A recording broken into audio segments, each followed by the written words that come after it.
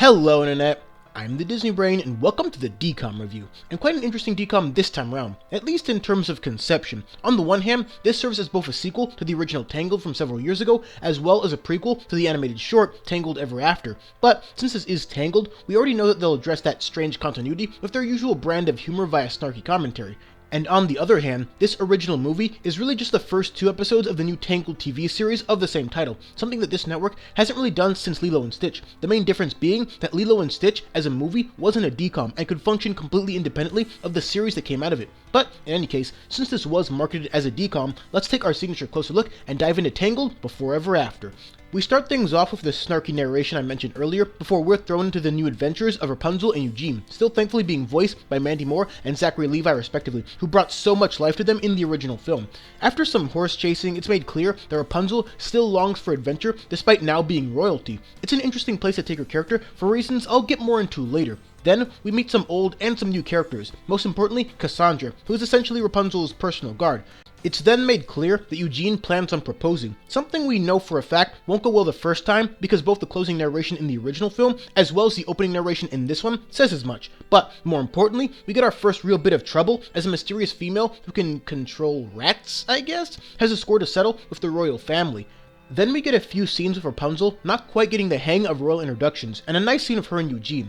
Even with the change in animation style, these two still have some great chemistry, and I think this film does showcase that fairly well. But once we get to a hilarious scene with the guards interrupting Rapunzel's in-town activities, and then to the aforementioned proposal disaster, Rapunzel decides she's had enough of being cooped up in yet another tower, and decides to go on an adventure with Cassandra and Maxie the Super Horse. But in the background, a gang of men are being recruited to the cause of the still unknown Lady Kane. So while Eugene is worried about Rapunzel and the king is worried about Rapunzel, Rapunzel and Cassandra are out adventuring and come across a mysterious spike formation. Touching the unbreakable spikes not only gives Rapunzel her signature long golden hair back, but it also makes said hair indestructible, at least by conventional means.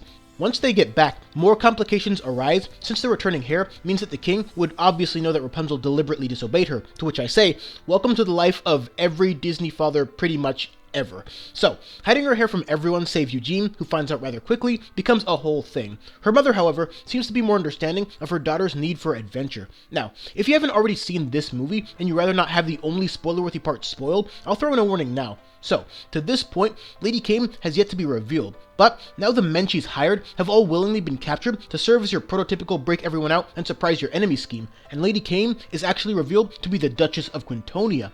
It's a pretty good twist as these things go, because you can tell the movie did everything in its power to subtly, but never too overtly hint at Cassandra being the prime suspect here. So then, we get to the rationale behind her hatred for the kingdom and how the king went overboard for a time and basically locked up anyone who even sneezed in a conspicuous way. This leads to the climactic fight scene, which really doesn't look that great with the new art style. It's ironic, since this style does allow for a pretty wide range of two-dimensional expression, but this scene specifically would have looked a lot better as a more traditional hand-drawn endeavor, just like how the Kim Possible movies operated. So, the king is obviously none too pleased about Rapunzel going beyond the castle walls and decides that she isn't ever allowed to leave. That seems awfully familiar. Plus, we already know that such a decree won't hold any water like it did in the original film, since there wouldn't be much of a show if it did. And then we get a closing song and that's the film. Also with a bit of an end tease for what's to come in the actual show. And now, the characters. There's not too much I can say about the returning characters. If you've watched this DCOM already, then that means you've almost certainly seen Tangled, and outside of the animation swap, Rapunzel, Eugene, and even Maximus are pretty much exactly as you remember them personality-wise. And as I've mentioned, it was a nice touch bringing back the original voice actors for the lead roles. Zachary Levi is really good at portraying this character, and it's one of the few areas of this film that I would call at least somewhat comparable to the original film.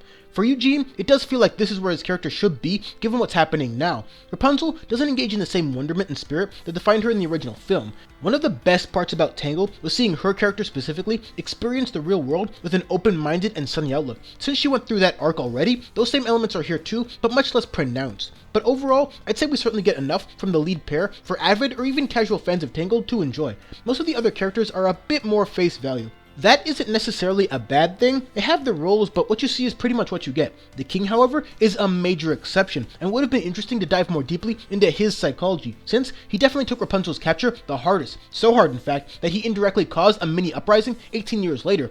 And I have little doubt that diving more into the consequences and ramifications of the king's less than noble actions in the aftermath of Rapunzel's capture would have made for a much more interesting DCOM, but the movie as is, to its detriment, never feels comfortable addressing that, even when it becomes public knowledge near the end. And that's Tangled, Before Ever After. So, what's the verdict?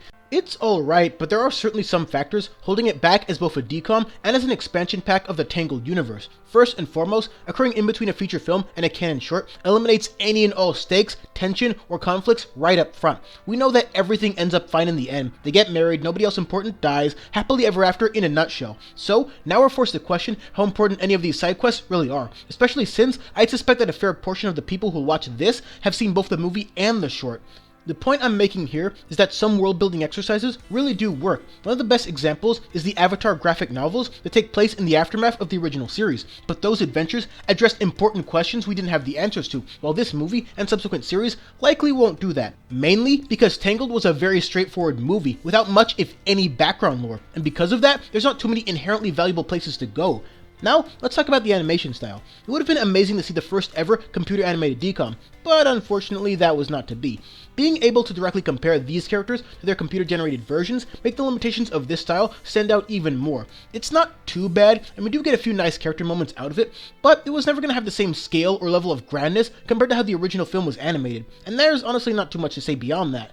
As I mentioned early on, I do think it was a good choice to develop Rapunzel like this in this particular way, not because of her whole Princess Diaries subplot, but more because of the symbolism at play here. For 18 long years, she was trapped in a tower, and now that she's free, has real parents, and has plenty of loyal friends, she still feels somewhat trapped by the weight of expectations, in addition to yet another physical construct. That's an important notion, since the one trait Mother Gothel and the king seem to share is not really being able to listen to Rapunzel. Over the course of this film, that subtle parallel becomes more and more overt, and once again, I find myself thinking about the better movie that could have been made had the teleplay focused more on the king's history. We've already established that he's no saint, so peeling back a few layers would have gone a long way into creating a narrative more centered around the basic question of what would you do? Who would you become to get your daughter back? Basically, a G-rated fusion of Taken and Game of Thrones. And maybe the series itself will look into that to some degree, but I doubt they'll deviate too far away from the central romance. All in all, Before Ever After is a pretty fun movie all things considered, but it's not an especially consequential one for all the reasons I mentioned, and it's not hard to understand why this DCOM review is nowhere near as long as an average one. It features the return of some fun characters, but doesn't really do too much with the potential of the new ones. It has one, maybe two decent songs, but nothing even close to the original soundtrack. It's not at all bad, but it's certainly not special, kind of like Double Teamed. It still easily beats out the Proud Family movie, but it doesn't measure up to the other three animated DCOMs. And yes, I have been listening, guys, and I will review Across the Second Dimension soon. My recommendation is watch this one if you're a big Tangled fan, or if you're a fellow DCOM completist. But, as I often say, if you really want to know how good it is, then give it a watch and decide for yourself. And of course, thanks for watching.